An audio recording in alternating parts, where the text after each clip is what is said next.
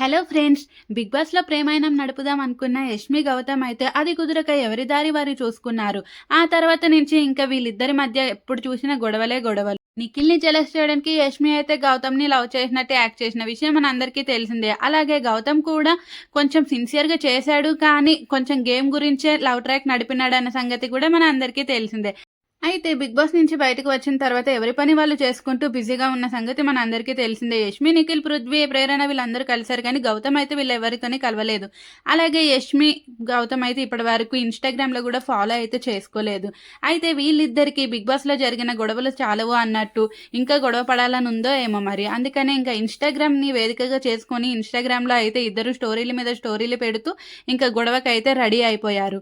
అయితే రీసెంట్‌గా ఇన్‌స్టాగ్రామ్‌లో యష్మి అయితే ఒక సంచలన పోస్టే పెట్టిందని చెప్పవచ్చు. నేను ఇది నిఖిల్, కావ్య గురించే పెట్టిందేమో అని అనుకుంటే కామెంట్స్‌లో అయితే అందరూ అది గౌతమ్ గురించే పెట్టిందని చెప్పారు. అయితే చాలామంది అయితే నిఖిల్ గురించి కూడా అని అన్నారనమాట. అందుకే నేను అలా చెప్పాను.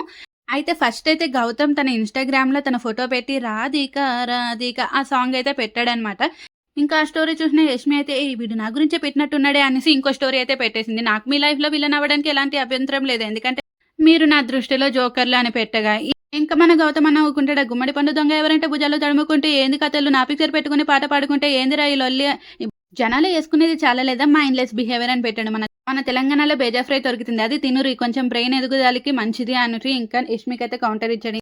ఇంకో యష్మి అయితే let's ignore the clang, good night my lovelies అనేసి ఇచ్చి పడేసిందనే చెప్పవచ్చు. మళ్ళీ గౌతమ్ అన్న నిద్రపోతున్నోని లేపి తన్నించుకునే శకలు వద్దు మిత్రమా అనేసి అయితే పెట్టేశాడు. ఏదేమైనప్పటికీ క్లియర్‌గా తెలిసిపోతుంది. ఇందులో గౌతమే కావాలనేసి క్లియర్‌గా రాధిక అని యష్మిని ఉద్దేశించే పెట్టినట్టు.